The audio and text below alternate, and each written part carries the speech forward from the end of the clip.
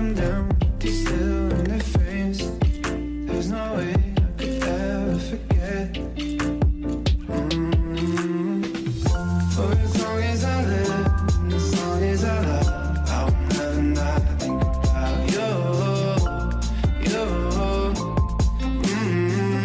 I will never not think about you.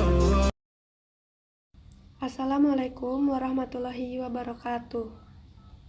Saya Mahkota Alda Mura Montero dari kelas 11 IPA 3 akan melanjutkan presentasi bab 5.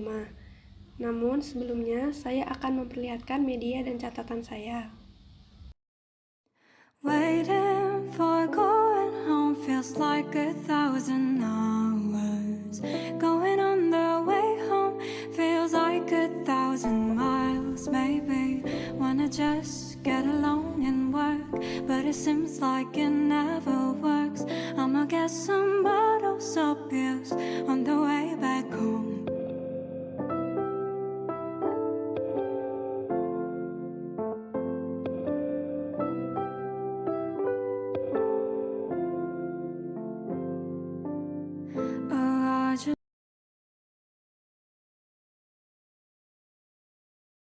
Saya akan menjelaskan materi saya, yaitu bagian D, Sistem Pemerintahan Indonesia pada masa awal kemerdekaan.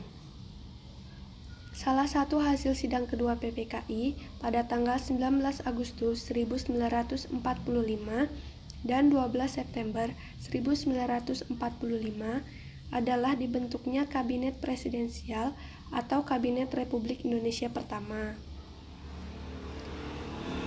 Kabinet ini terdiri dari 12 departemen dan 4 kementerian.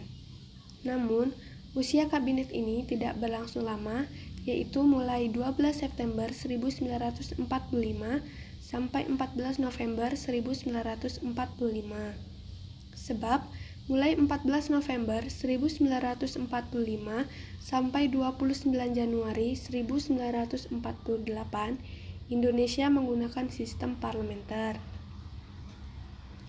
Pada tanggal 16 dan 17 Oktober 1945, Dewan Pembantu dan Penasihat Presiden, yaitu Komite Nasional Indonesia Pusat, melaksanakan sidang di Gedung Muslimin Jakarta. Pada saat itu dipimpin oleh ketuanya, yaitu Kasman Singodimedjo. Insinyur Soekarno tidak hadir dan diwakili oleh Muhammad Hatta. Sidang ini dilatar belakangi adanya petisi dari Sultan Syahrir dan kawan-kawannya. Mereka menginginkan adanya perubahan sistem pemerintahan Indonesia, yaitu dari presidensial ke parlementer.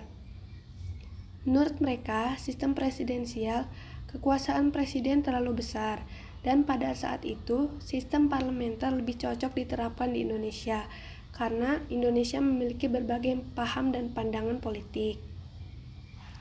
Salah satu kekuasaan presiden yang terlalu besar itu adalah Insinyur Soekarno membentuk Partai Nasional Indonesia atau PNI.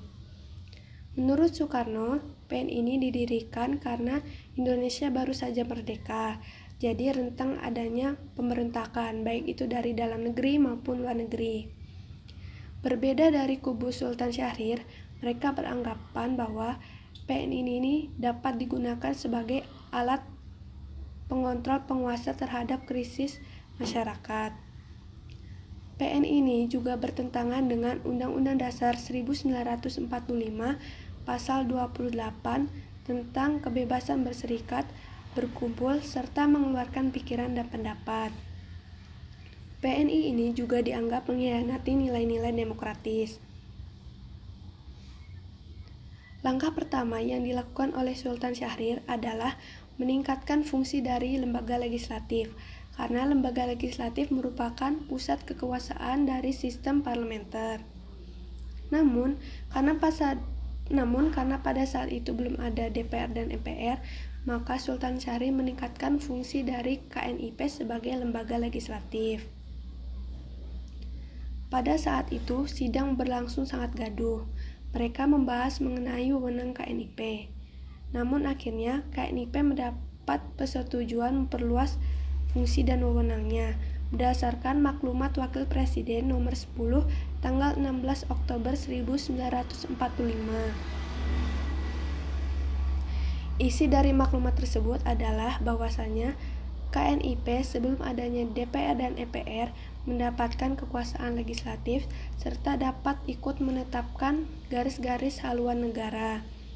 Kemudian, tugas KNIP sehari-hari dilaksanakan oleh badan pekerja yang sudah dipilih sebelumnya, tetap bertanggung jawab kepada KNIP. Setelah dikeluarkannya maklumat tersebut, terdapat beberapa perubahan mengenai fungsi maupun wewenang dari KNIP. Selain itu, wewenang presiden juga tidak terlalu besar, hanya sebatas sebagai eksekutif saja. Keesokan harinya, pada tanggal 17 Oktober 1945, kembali sidang yang dipimpin oleh Latuh Harhari. Sidang kali ini membahas mengenai pidato Soekarni, di mana Soekarni berpendapat bahwa KNIP harus memiliki pemimpin yang bertanggung jawab dan birokrasi dalam KNIP yang bertele-tele harus dihapuskan. Sebenarnya sudah ada pembelaan dari Sartono dan Latuh Harhari untuk mempertahankan pimpinan KNIP yang lama. Namun, sebagian besar anggota sidang menginginkan adanya pimpinan yang baru.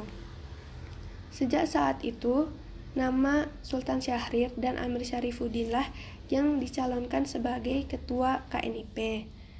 Akhirnya, Sultan Syahrir yang ditunjuk sebagai ketua BP KNIP.